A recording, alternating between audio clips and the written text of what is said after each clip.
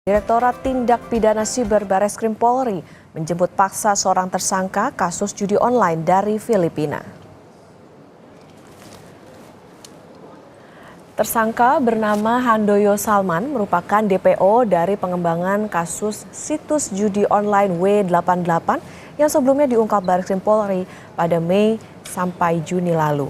Tersangka merupakan warga negara Indonesia yang terlibat dalam pusaran bisnis judi online. Di Tipit Siber Bareskrim Polri sebelumnya telah menetapkan 8 orang tersangka dalam pengungkapan situs judi online W88, di mana 7 diantaranya telah menjalani proses peradilan di Pengadilan Negeri Batam.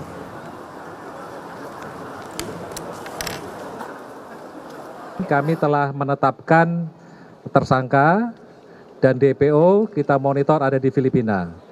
Website W88 ini perputaran uangnya selama 3 bulan pada saat kita melakukan pengungkapan kasus 1 triliun rupiah.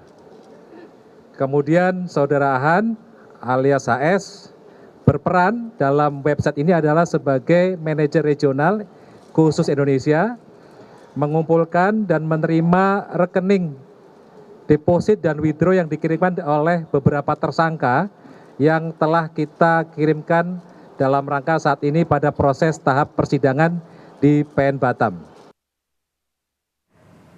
Informasi terkini kita tanyakan langsung ke jurnalis Kompas TV Audrey Zevanya di Bareskrim Mabes Polri. Selamat pagi Audrey, jadi apa peran 1 DPO pelaku judol situs W88 ini?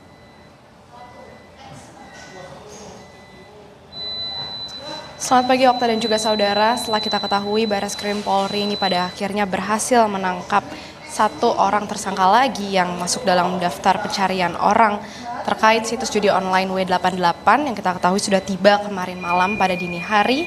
Dan adapun peran dari tersangka inisial HS ini kita ketahui perannya sebagai manajer regional khusus Indonesia yang juga ia ini perannya sekaligus mengumpulkan dan juga menerima rekening deposit dari ke-7 tersangka yang sebelumnya ini sudah diamankan oleh pihak kepolisian.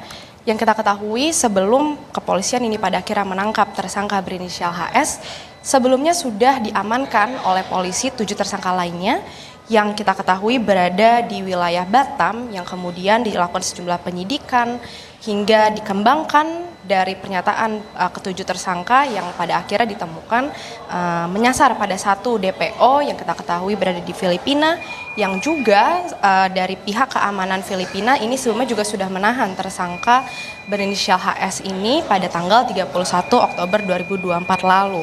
Sehingga dari pihak keamanan Filipina ini menyerahkan tersangka HS yang pada akhirnya tiba di Indonesia kemarin malam. Dan tentu pada saat ini Bareskrim Polri masih fokus melakukan penyidikan terhadap tersangka berinisial HS, dilakukan sejumlah pengembangan juga tentunya. Dan terhadap 7 tersangka lainnya ini juga masih dalam proses penyidikan yang kita ketahui tahap penyidikan sudah dalam tahap sidang pengadilan di Pengadilan Negeri Batam. Dan tentunya untuk update selanjutnya akan kita kabarkan kepada Anda, Okta dan juga saudara terkait update kasusnya. Okta. Iya, Audrey, lalu dari kasus ini sebenarnya gimana modus para pelaku menjalankan judi online yang berada di luar negeri?